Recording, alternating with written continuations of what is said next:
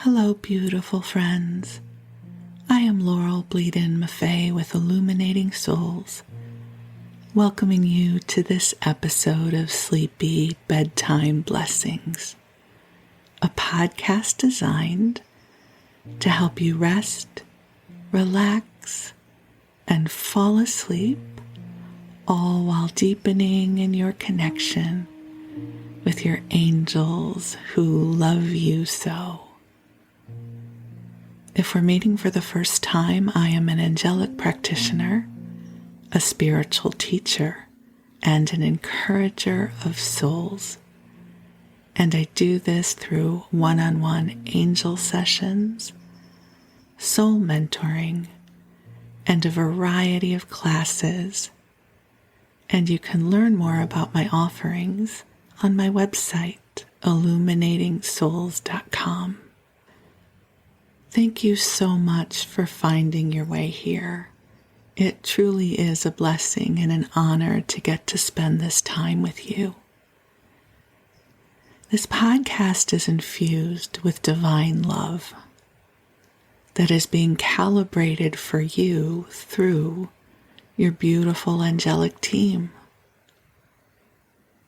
So this is your time to cozy on up and snuggle in whatever way speaks to your heart,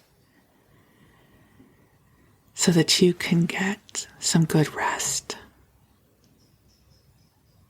So I invite you to take a big, deep breath in and release as the love of your angels flows to you now. To get started with tonight's episode, I was guided to pull some angel cards for us. So this is an oracle card reading for our family here, which you are a part of. So I pulled 3 cards from the deck Healing with the Angels. And it's such a sweet reading. So the first card is Divine Guidance. And this is a reflection that you are deepening with your own divine guidance. Our divine guidance can feel very differently than our streams of intellect. Divine guidance almost comes in as a full breath, as a knowingness that is here to help us on our path, whereas streams of intellectual knowing tend to be more linear. Divine guidance can feel expansive and abstract and wonderful. And then that card is followed by healing. And we are always on a continuum of healing. If I were to ask you right now, what is up for healing for you? You likely would be able to come up with something that is in the process of transformation or healing or upliftment for you. If I dwell on that question for myself, I certainly have material that is coming up for me that is ready to be transformed and healed. So we start off with divine guidance and healing.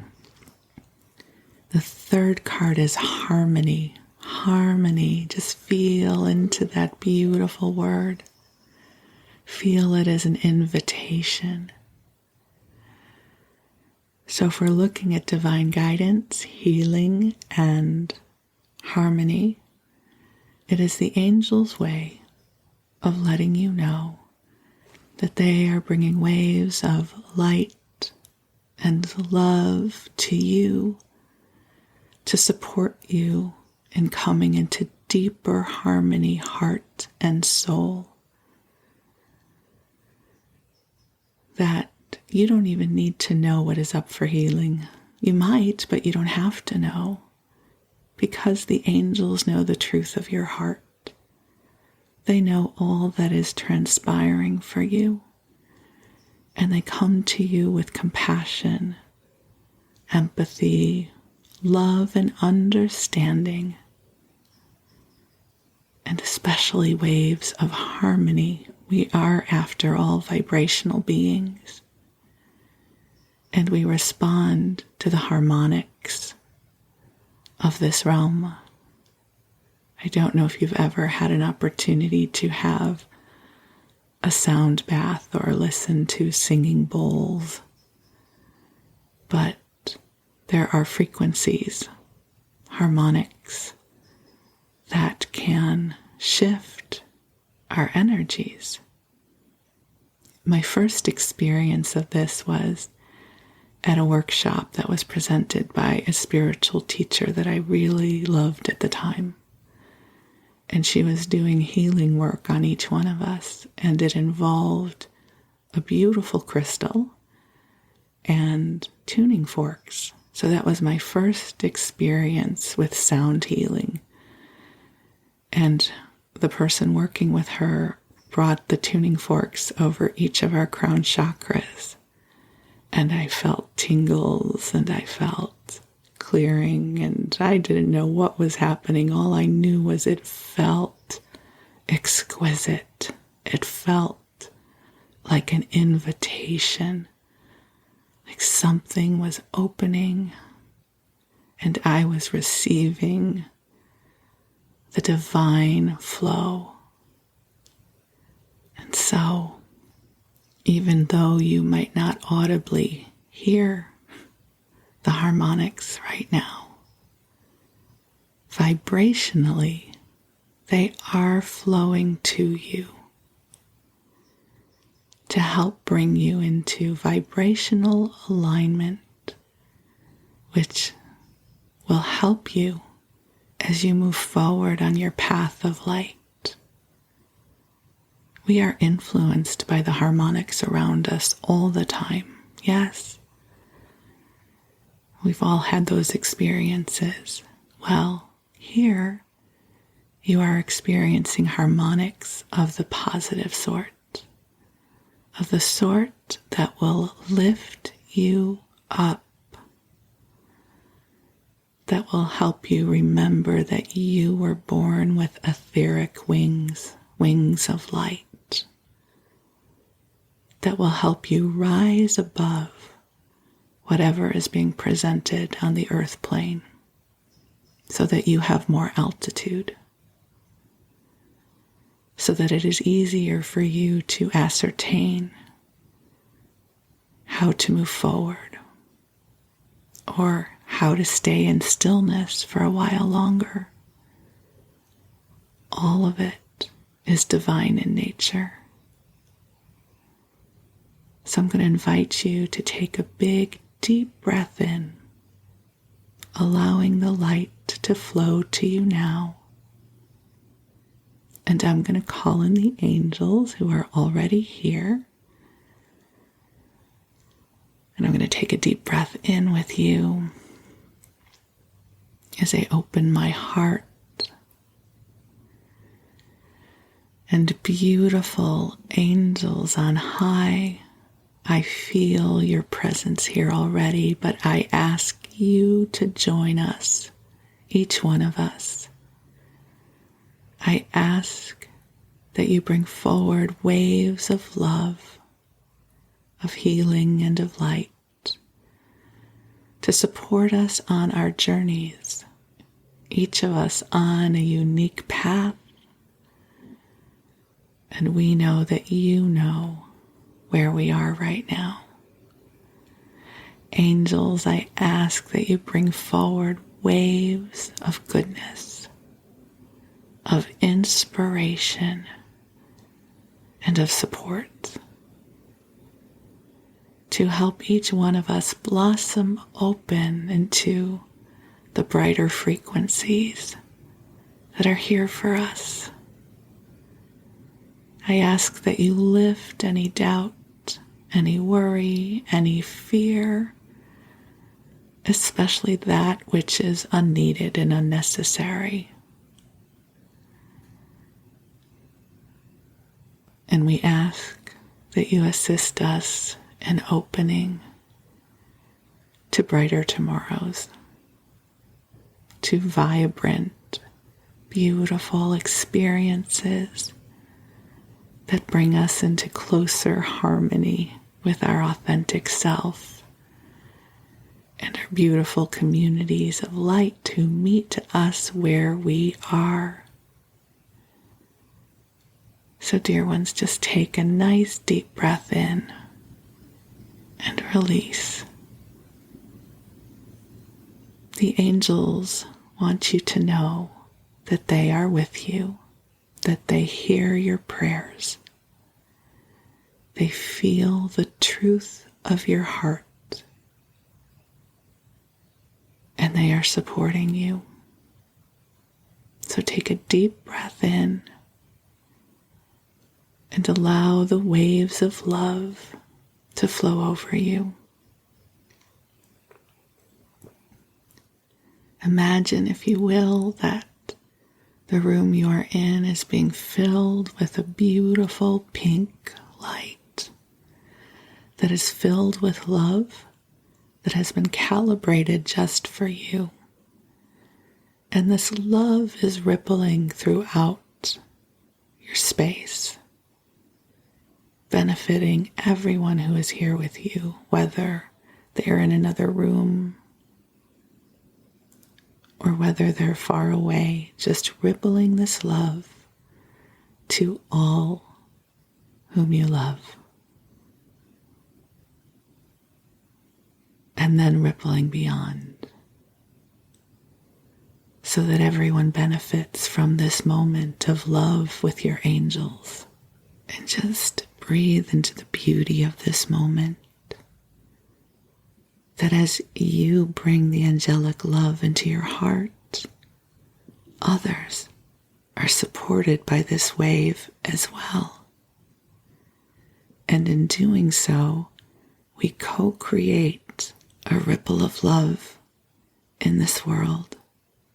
You know, as we do this, I'm reminded of something I used to do when I first learned about the light in this way. I was still working in my corporate job, and it was a big office building, and there was a coffee shop in our building. And the line would get pretty long in the morning, as you can imagine.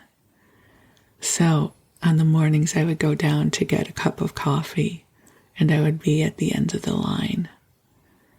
I would call in the light, and then I would go through the line with each person in my mind's eye. And I would ask the angels to bring forth a blessing for them. Angels, bring them a blessing today. May something wonderful happen to them. I would say that in consciousness. And then I would move on to the next person. And angels, bring them a beautiful blessing today. May something wonderful happen for them. And I would go through the line. And I don't know, that just delighted me. This idea that we can bestow requests for blessings upon each other. What a gorgeous ripple. What a beautiful way to work with harmony. So right now, that's what I'm doing. I'm asking the angels, bring our beloved here blessings, and may something wonderful happen to you in the next day or so and beyond. May a moment of serendipity find you. May something magical happen for you. May you have a spark of inspiration that opens your heart and helps you see clearly a next step you can take. So just breathe in. And you receive this magical fairy dust, this beautiful light that is coming to you now. And you need not worry if you're feeling it or not. It's still there. right? There's many things in the world that we cannot perceive, but we know that it is there. And the love of your angels falls into that. Sometimes we do get to see it in an act of kindness, yes, when we have a moment that is beautiful and unexpected, or even a moment that is ordinary, but you feel that it is special somehow. My husband has a habit of getting so excited when he finds a penny on the ground. He will stop anywhere and pick up that penny because it feels magical to him. And then I, of course, feel the ripple of his delight. You know, as empaths, I think we so often focus on the part of that empathy that's hard because we can feel the sorrows and the challenges of others. But you know what? We can also feel their delight. We can feel their joy. We can feel the beauty of a moment. So, in this moment, let's call in the beauty of other moments. Let's feel the ripple of goodness that is flowing through to us now, as the angels remind us that this is a beautiful time to open to the light and the joy and the goodness of our lives. Just breathe and open and feel the prayers of your angels flowing to you now. They are holding for you. They are holding with you. They are amplifying your prayers. And they are saying prayers on your behalf. Prayers that have a beautiful vibrational tapestry that help weave into the brightness of your experiences in life. And just now they are also bringing to you beautiful waves of love to help you rest and relax, that you have permission to drift off and get a good night's rest. You have done enough for today.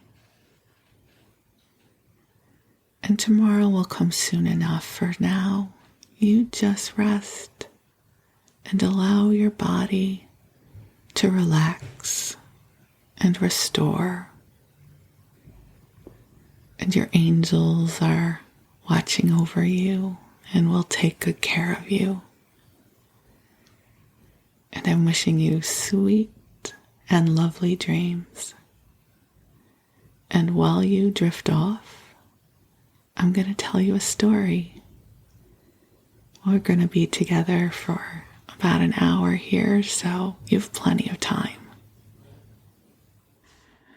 And so, my beautiful friends, tonight I thought we could return to A Little Princess by Frances Hodgson Burnett. And this is part 10. We have just gotten to the good part. This is my favorite part of the book. I'll try to do a quick summary, but my summaries are very rambling, which, considering hopefully you're getting ready to fall asleep, may not be a bad thing. So here is my rambling synopsis of where we are right now. So sweet little Sarah Crewe was sent by her father, Ralph Crewe, to Miss Minchin's seminary for young women. So they had lived in India, but as was the time, this was the colonial time of India, where the British were ruling, and as was the time that children were sent to boarding schools in London. Now, Sarah's father was very wealthy and dashing, and he he spoiled Sarah, but Sarah was not a child to be spoiled. She was kind and empathic and generous. And so she was given the best of everything. And Captain Crew wound up going into business with his best friend over some diamond mines. And it appeared to be that this was a bad investment. And he lost his fortune, and he also got very sick and sadly dies. So now our precious little Sarah is an orphan, a penniless orphan at that. And Miss Minchin demotes her from prized student to a servant. She banishes Sarah to live in the attic next to Becky, the scullery maid. And Sarah then has a very, very hard life because Miss Minchin is miserly and miserable and mean-spirited. And Sarah does her best to make the best out of every day. She lives in her imagination, so she is known for telling her stories. And the house next door to them has been vacant for some time. And she dreams that someone will move in and they will have someone who comes to the attic that she can meet, and that's what happens. Turns out that a man from India moves next door who is very sickly, and he has a servant named Ram Dass. And one day, our little Sarah sees Ram Dass out of the attic window, and there's a pet monkey who escapes and comes to meet Sarah. And that's how Sarah meets Ram Dass. So, in the meanwhile, the diamond mines have actually turned out to produce diamonds. And there is a vast fortune waiting for Sarah. And the gentleman from India, his name is Mr. Carrisford. And he was Captain Crew's best friend who led him into this investment. And he has gotten very sick. He is depressed, and he is sad, and he feels guilty, and he spares nothing in investing and attempting to find poor Sarah, because so much of the fortune he has belongs to her. So here you have Mr. Carrisford living right next door to the little girl he is seeking, but does not know it. And Ram Dass tells him about Sarah, the servant girl in the attic, not as the girl that they will be looking for, but just as a little girl who could use some magic and some help. So they decide to bring to Sarah warm bedding and meals, and to decorate her room, and to make sure she's cared for. And Sarah feels like this has happened through magic because she believes in magic. And just when you think you're in the worst thing, that the magic shows up. And then one day a package is delivered, and it is clothing, stockings and a hat and an umbrella and a coat for Sarah. And it comes with a mysterious note stating that she has a friend, a benefactor, who will be sending more for her. And Miss Minchin thinks, I wonder if Sarah has a rich bachelor uncle somewhere. I better not treat her so poorly. So she allows Sarah to take her place again at the table and in the classroom. In the meanwhile, Mr. Carrisford's lawyer is going to Moscow to try and find Sarah. So it's definitely a story about serendipity and chance meetings.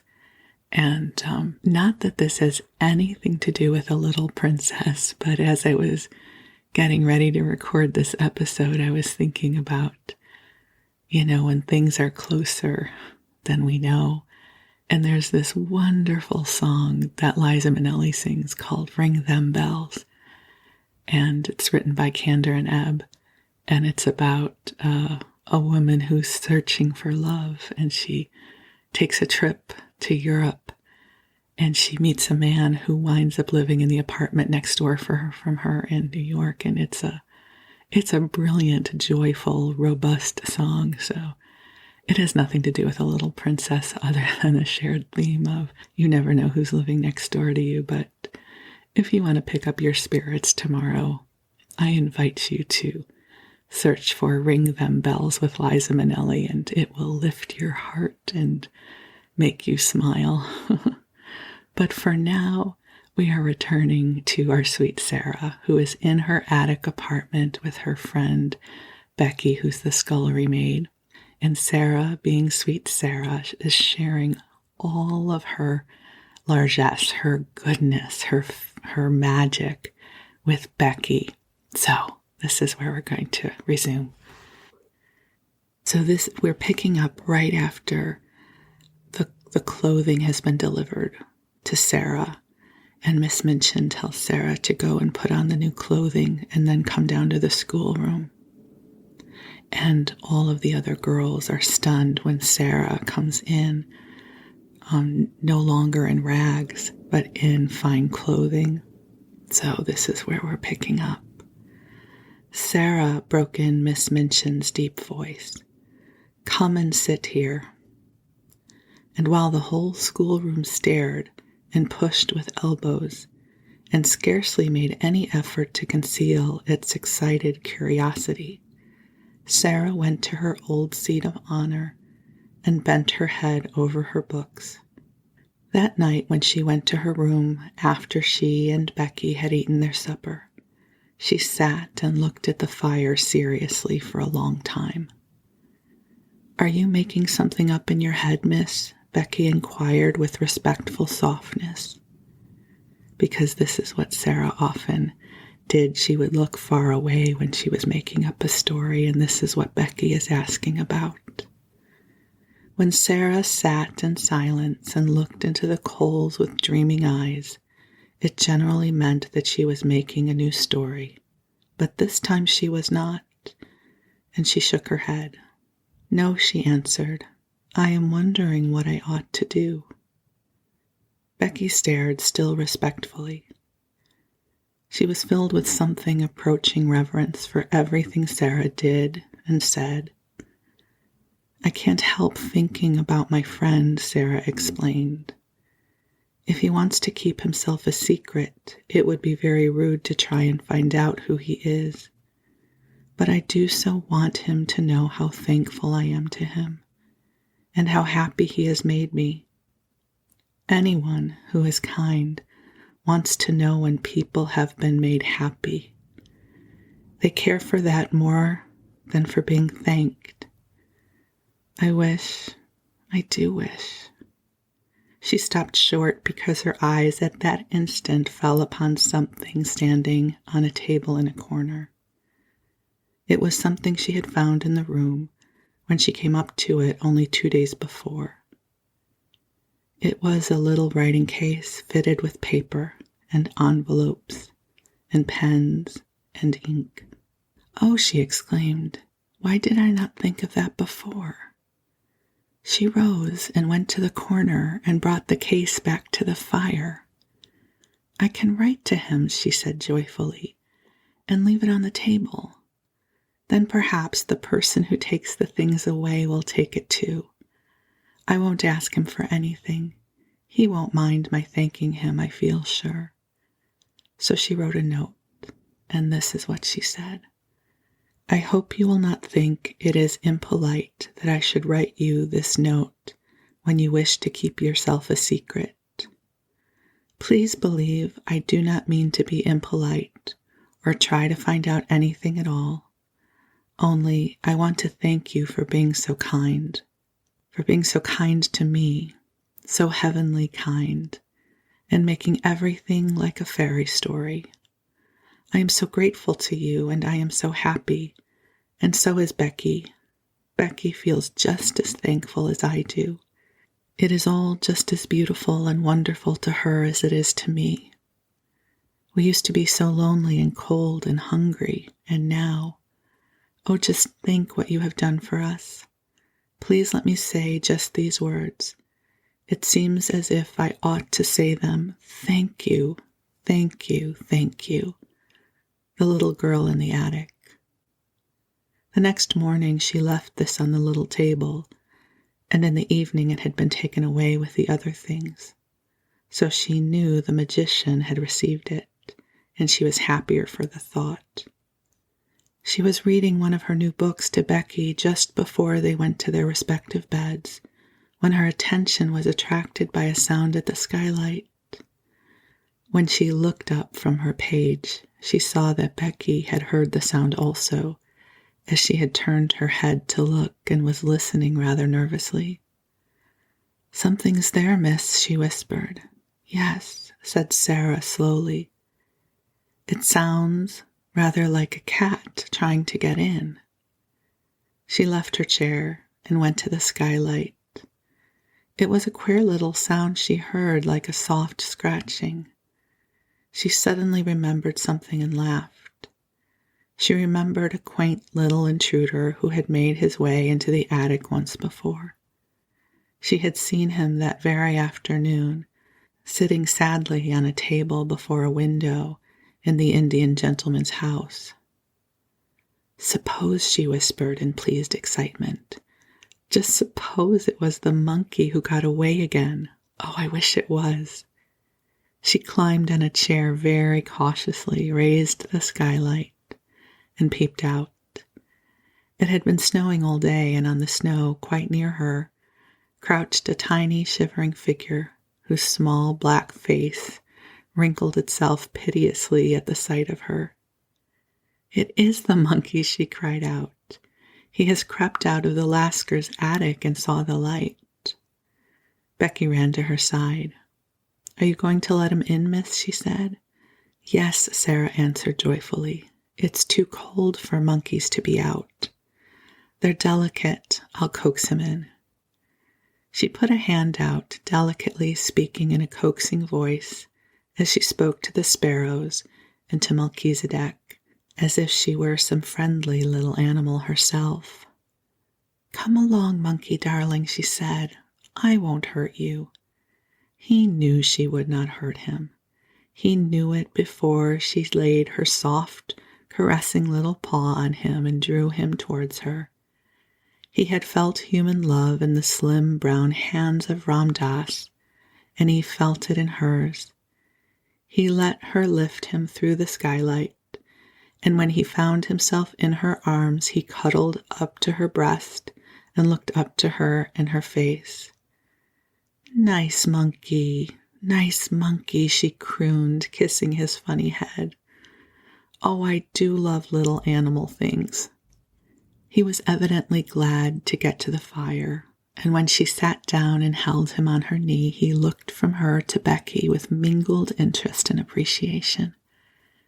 "He is plain-looking, miss, isn't he?" said Becky. "He looks like a very ugly baby," laughed Sarah. "I beg your pardon, monkey, but I am glad you are not a baby. Your mother couldn't be proud of you, and no one would dare say you looked like any of your relations. Oh, I do like you." She leaned back in her chair and reflected. "Perhaps he's sorry he's so ugly," she said, "and it's always on his mind. I wonder if he has a mind. Monkey, my love, have you a mind?" But the monkey only put up a tiny paw and scratched his head. "What shall you do with him?" Becky asked. "I shall let him sleep with me tonight, and then take him back to the Indian gentleman tomorrow." "I am going to take you back, monkey, but you must go. You ought to be fondest of your own family, and I'm not a real relation." And when she went to bed, she made him a nest at her feet, and he curled up and slept there as if he were a baby, and much pleased with his quarters. The next afternoon, 3 members of the large family sat in the Indian gentleman's library, doing their best to cheer him up. They had been allowed to come in to perform this office because he had specially invited them. He had been living in a state of suspense for some time, and today he was waiting for a certain event very anxiously. This event was the return of Mr. Carmichael from Moscow. His stay there had been prolonged from week to week. On his first arrival there, he had not been able satisfactorily to trace the family he had gone in search of. When he felt at last sure that he had found them and had gone to their house, he had been told that they were absent on a journey. His efforts to reach them had been unavailing, so he had decided to remain in Moscow until their return. Mr. Carrisford sat in his reclining chair, and Janet sat on the floor beside him. He was very fond of Janet. Nora had found a footstool, and Donald was astride the rug. "Don't chirrup so loud, Donald," Janet said. "When you come to cheer an ill person, you don't cheer him up at the top of your voice." "Perhaps cheering up is too loud," Mr. Carrisford, turning to the Indian gentleman. But he only patted her shoulder. "No, it isn't," he answered, "and it keeps me from thinking too much." "I am going to be quiet," Donald shouted. "We'll all be as quiet as mice." "Mice don't make a noise like that," said Janet. "A whole lot of mice might," he said cheerfully. 1,000 mice might. "I don't believe 50,000 mice would," said Janet severely. "And we have to be as quiet as one mouse." Mr. Carrisford laughed and patted her shoulder again. "Papa won't be very long now," she said. "May we talk about the lost little girl?" "I don't think I could talk much about anything else just now," the Indian gentleman answered, knitting his forehead with a tired look. "We like her so much," said Nora. "We call her the little unfairy princess." "Why?" the Indian gentleman inquired. "Because the fancies of the large family always made him forget things a little." It was Janet who answered. "It is because, though she is not exactly a fairy, she will be so rich when she is found that she will be like a princess in a fairy tale. We called her the fairy princess at first, but it didn't quite suit." "Is it true," said Nora, "that her papa gave all his money to a friend to put in a mine that had diamonds in it, and then the friend thought he had lost it all and ran away because he felt as if he were a robber?" "But he wasn't really, you know," put in Janet hastily. The Indian gentleman took a hold of her hand quickly. "No, he wasn't really," he said. "I am sorry for the friend," Janet said. "I can't help it. He didn't mean to do it, and it would break his heart. I am sure it would break his heart."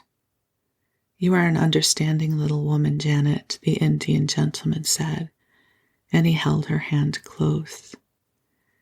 "Did you tell Mr. Carrisford," Donald shouted again, "about the little girl who isn't a beggar? Did you tell him she has nice new clothes? Perhaps she's been found by someone when she was lost."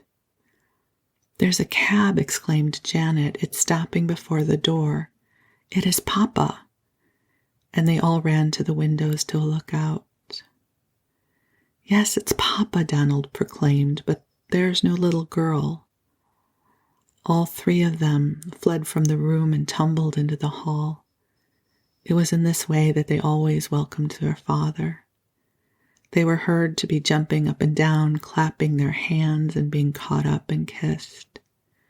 Mr. Carrisford made an effort to rise and sank back again. "It is no use," he said. "What a wreck I am." Mr. Carmichael's voice approached the door. "No, children," he was saying. "You may come in after I have talked to Mr. Carrisford. Go and play with Ram Dass." Then the door opened and he came in. He looked rosier than ever and brought an atmosphere of freshness and health with him.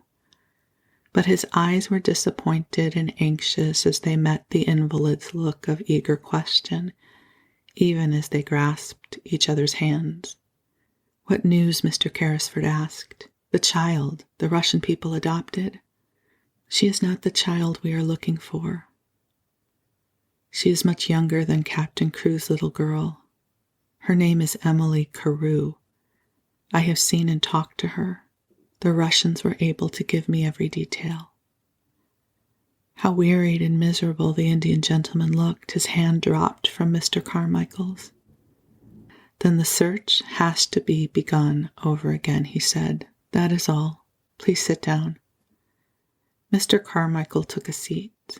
Somehow he had gradually grown fond of this unhappy man. He was himself so well and happy and so surrounded by cheerfulness and love that desolation and broken health seemed pitiful, unbearable things. If there had been the sound of just one gay little high-pitched voice in the house, it would have been so much less forlorn. And that a man should be compelled to carry about in his breast the thought that he had seemed to wrong and desert a child was not a thing one could face. "Come, come," he said in his cheery voice. "We'll find her yet." "Yes, we must begin at once. No time must be lost," Mr. Carrisford fretted. "Have you any new suggestion to make, any whatsoever?" Mr. Carmichael felt rather restless, and he rose and began to pace the room with a thoughtful, though uncertain face. "Well, perhaps," he said, "I don't know what it may be worth. The fact is, an idea occurred to me as I was thinking the thing over in the train on the journey from Dover." "What was it? If she is alive, if she is somewhere?" "Yes, she is somewhere. We have searched the schools in Paris. Let us give up Paris and begin in London. That was my idea, to search London." "There are schools enough in London," said Mr. Carrisford. Then he slightly started, roused by a recollection. "By the way, there is one next door." "Then we will begin there. We cannot begin nearer than next door." "No," said Carrisford. "There is a child there who interests me, but she is not a pupil, and she is a little dark forlorn creature, as unlike poor Crewe as a child could be." Perhaps the magic was at work again at that very moment, the beautiful magic. It really seemed as if it might be so. What was it that brought Ram Dass into the room, even as his master spoke, salaaming respectfully, but with a scarcely concealed touch of excitement in his dark, flashing eyes? "Sahib," he said, "the child herself has come, the child the Sahib felt pity for. She brings back the monkey who had again run away to her attic under the roof. I have asked that she remain. It was my thought that it would please the Sahib to see and speak with her." "Who is she?" inquired Mr. Carmichael. "God knows," Mr. Carrisford answered. "She is the child I spoke of, a little drudge at the school." He waved his hand to Ram Dass and addressed him. "Yes, I should like to see her. Go and bring her in." Then he turned to Mr. Carmichael. "While you have been away," he explained, "I have been desperate. The days were so dark and long.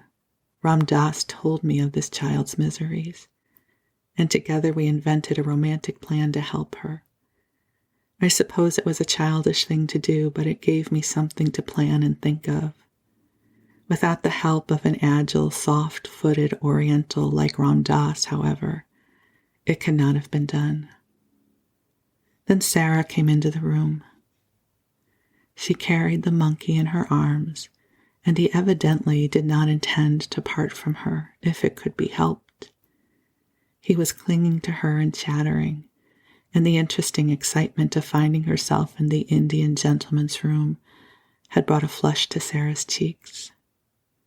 "Your monkey ran away again," she said in her pretty voice. "He came to my garret window last night, and I took him in because it was so cold. I would have brought him back if it had not been so late. I knew you were ill and might not like to be disturbed." The Indian gentleman's hollow eyes dwelt on her with curious interest.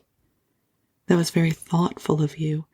Sarah looked towards Ram Dass, who stood near the door. "Shall I give him to the Lascar?" she asked. "How do you know he's a Lascar?" said the Indian gentleman, smiling a little. "Oh, I know Lascars," Sarah said, handing over the reluctant monkey. "I was born in India." The Indian gentleman sat upright so suddenly, and with such a change of expression, that she was for a moment quite startled. "You were born in India," he exclaimed. "Were you? Come here." And he held out his hand. Sarah went to him and laid her hand on his, as he seemed to want to take it. She stood still, and her green-gray eyes met his. Something seemed to be the matter with him. "You live next door?" he demanded. "Yes, I live in Miss Minchin's seminary." "But you are not one of her pupils?" A strange little smile hovered about Sarah's mouth. She hesitated for a moment. "I don't think I know what I am," she replied. "Why not?" "At first I was a pupil and a parlor boarder, but now—" "You were a pupil? What are you now?" A queer little sad smile was on Sarah's lips again. "I sleep in the attic next to the scullery maid," she said. "I run errands for the cook. I do anything she tells me, and I teach the little ones their lessons." "Question her, Carmichael," said Mr. Carrisford, sinking back as if he had lost his strength. "Question her, I cannot." The big, kind father of the large family knew how to question little girls. Sarah realized how much practice he had when he spoke to her in his nice, encouraging voice. "What do you mean by 'at first,' my child?" he inquired. "When I was first taken there by my papa." "Where is your papa?" "He died," said Sarah very quietly. "He lost all his money, and there was none left for me. There was no one to take care of me or to pay Miss Minchin." "Carmichael," the Indian gentleman cried out loudly. "Carmichael!" "We must not frighten her," Mr. Carmichael said aside to him in a quick, low voice. And he added aloud to Sarah, "So you were sent up to the attic and made into a little drudge. That was about it, wasn't it?" "There was no one to take care of me," said Sarah.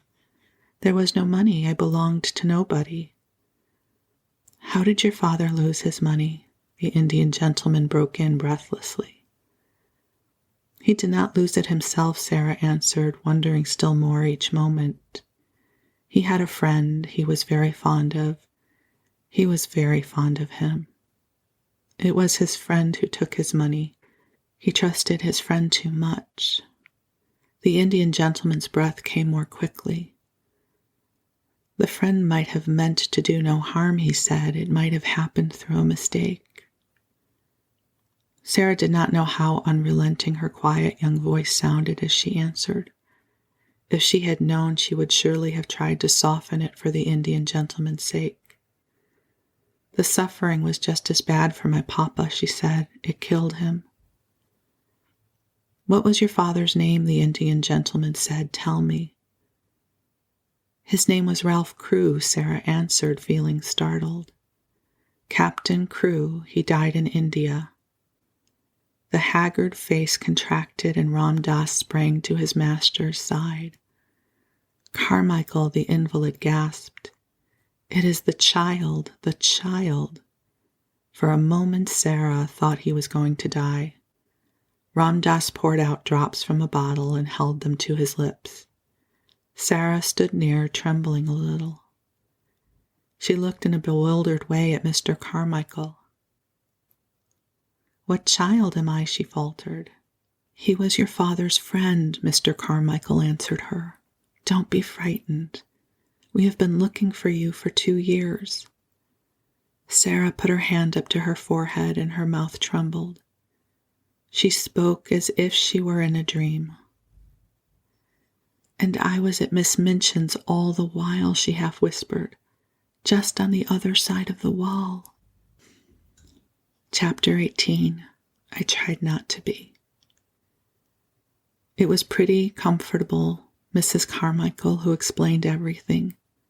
She was sent for at once and came across the square to take Sarah into her warm arms and made clear to her all that had happened. The excitement of the totally unexpected discovery had been temporarily almost overpowering to Mr. Carrisford in his weak condition. "Upon my word," he said faintly to Mr. Carmichael, when it was suggested that the little girl should go into another room, "I feel as if I do not want to lose sight of her." "I will take care of her," Janet said, "and Mama will come in a few minutes." And it was Janet who led her away. "We are so glad you are found," she said. "You don't know how glad we are that you are found." Donald stood with his hands in his pockets and gazed at Sarah with reflecting and self-reproachful eyes. "If I had just asked what your name was when I gave you my 6pence, he said, "you would have told me it was Sarah Crewe, and then you would have been found in a minute." Then Mrs. Carmichael came in. She looked very much moved, and suddenly took Sarah in her arms and kissed her. "You look bewildered, poor child," she said, "and it is not to be wondered at." Sarah could only think of one thing.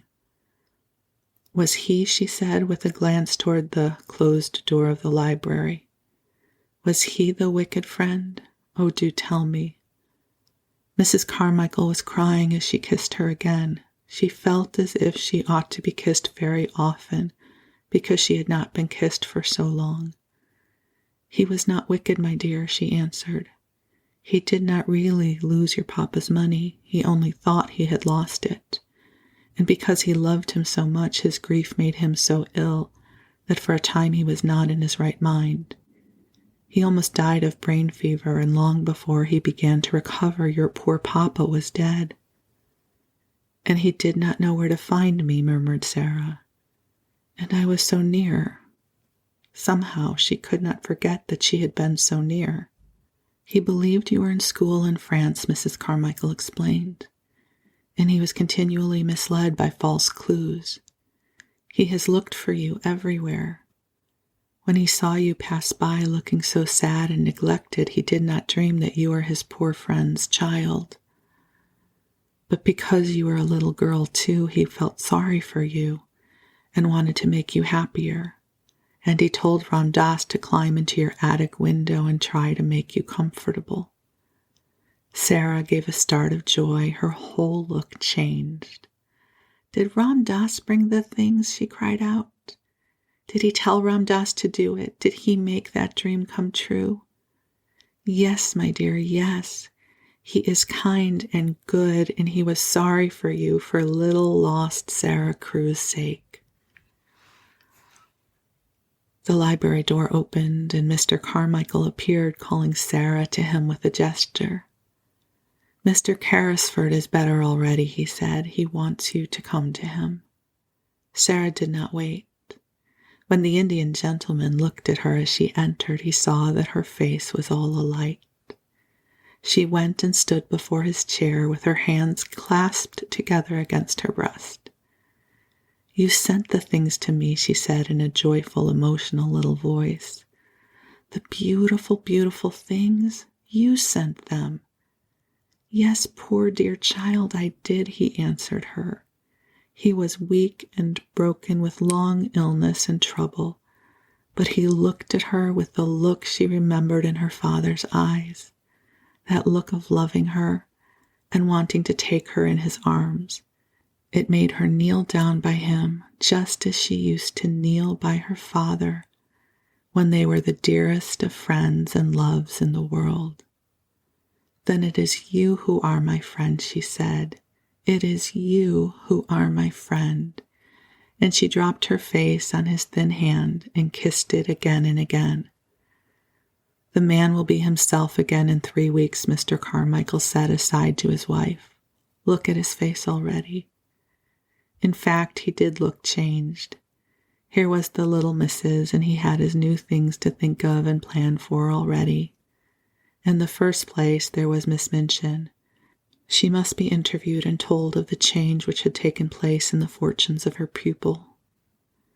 Sarah was not to return to the seminary at all. The Indian gentleman was very determined upon that point.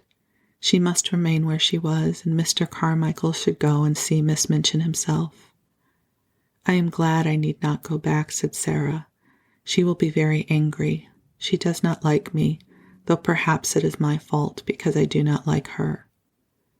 But oddly enough, Miss Minchin made it unnecessary for Mr. Carmichael to go to her by actually coming in search of her pupil herself.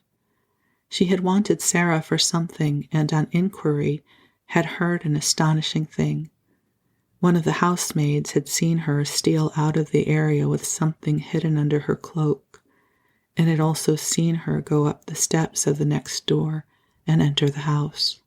"What does she mean?" cried Miss Minchin to Miss Amelia. "I don't know, I'm sure, sister," answered Miss Amelia, "unless she has made friends with him because he has lived in India. It would just be like her to thrust herself upon him and try to gain his sympathies in some impertinent fashion," said Miss Minchin. "She must have been in the house for 2 hours. I will not allow such presumption. I shall go and inquire into the matter and apologize for her intrusion." Sarah was sitting on a footstool close to Mr. Carrisford's knee and listening to some of the things he felt it necessary to try to explain to her when Ram Dass announced the visitor's arrival. Sarah rose involuntarily and became rather pale, but Mr. Carrisford saw that she stood quietly and showed none of the ordinary signs of a child terror. Miss Minchin entered the room with a sternly dignified manner. She was correctly and well-dressed and rigidly polite. "I am sorry to disturb Mr. Carrisford," she said, "but I have explanations to make. I am Miss Minchin, the proprietress of the young ladies' seminary next door." The Indian gentleman looked at her for a moment in silent scrutiny. He was a man who had naturally a rather hot temper, and he did not wish it to get too much the better of him. "So you are Miss Minchin," he said. "I am, sir." "In that case," the Indian gentleman replied, "you have arrived at the right time. My solicitor, Mr. Carmichael, was just on the point of going to see you." Mr. Carmichael bowed slightly, and Miss Minchin looked from him to Mr. Carrisford in amazement. "Your solicitor," she said, "I do not understand. I have come here as a matter of duty. I have just discovered that you have been intruded upon through the forwardness of one of my pupils, a charity pupil." I came to explain that she intruded without my knowledge. She turned upon Sarah. "Go home at once," she commanded indignantly. "You shall be severely punished. Go home at once." The Indian gentleman drew Sarah to his side and patted her head. "She is not going." Miss Minchin felt rather as if she must be losing her senses. "Not going," she repeated. "No," said Mr. Carrisford. "She is not going home, if you give your house that name. Her home for the future will be with me." Miss Minchin fell back in amazed indignation. "With you? With you, sir? What does this mean?"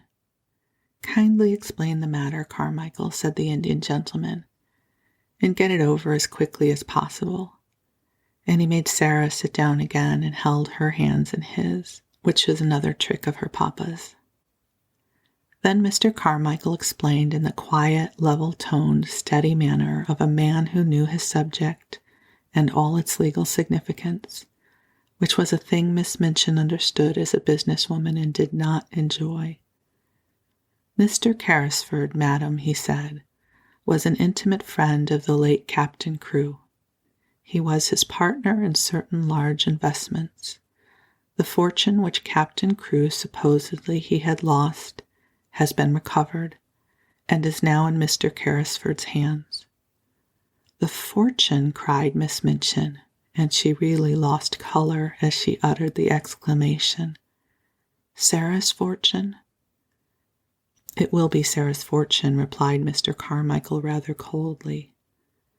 "It is Sarah's fortune now, in fact. Certain events have increased it enormously.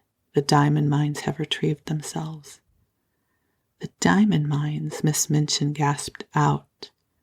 If this was true, nothing so horrible she felt had ever happened to her since she was born.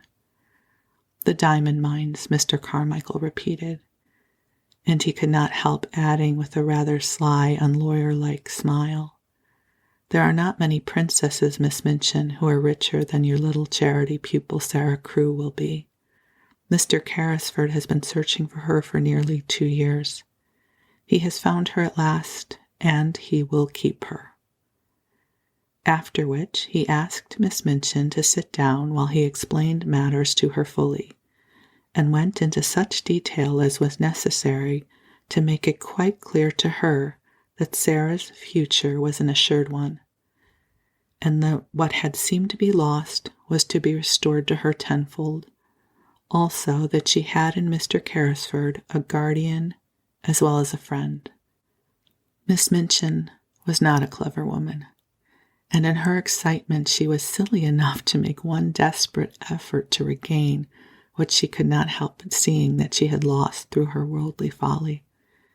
"He found her under my care," she protested. "I have done everything for her. But for me, she should have starved in the streets." Here the Indian gentleman lost his temper. "As to starving in the streets," he said, "she might have starved more comfortably there than in your attic." "Captain Crewe left her in my charge," Miss Minchin argued. "She must return to it until she is of age. She can be a parlor boarder again. She must finish her education. The law will interfere on my behalf." "Come, come, Miss Minchin," Mr. Carmichael interposed. "The law will do nothing of the sort. If Sarah herself wishes to return to you, I dare say Mr. Carrisford might not refuse to allow it, but that rests with Sarah." "Then," said Miss Minchin, "I appeal to Sarah.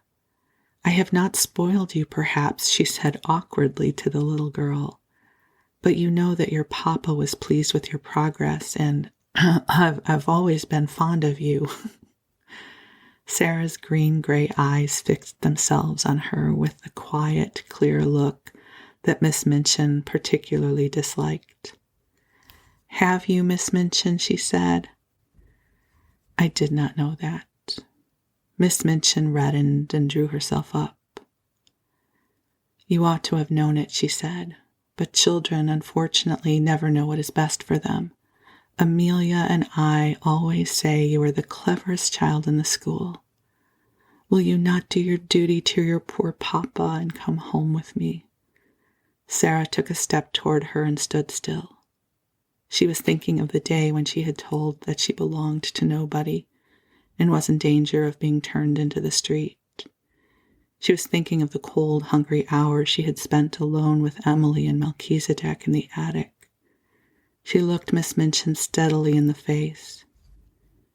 "You know why I will not go home with you, Miss Minchin," she said. "You know quite well." A hot flash showed itself on Miss Minchin's hard, angry face. "You will never see your companions again," she began. "I will see that Ermengarde and Lottie are kept away." Mr. Carmichael stopped her with polite firmness. "Excuse me," he said. "She will see anyone she wishes to see. The parents of Miss Crewe's fellow pupils are not likely to refuse her invitations to visit her at her guardian's house. Mr. Carrisford will attend to that." All right, you guys. Isn't that good? We still have a little bit more to read, but we'll finish that up in another episode. But they found her. They found Sarah. And Miss Minchin is getting her comeuppance. It's an awesome way to wrap up the book. And we do still have a little more, but we'll finish it up later. For now, I wish you sweet dreams and lots of love. We'll talk again soon. Thank you.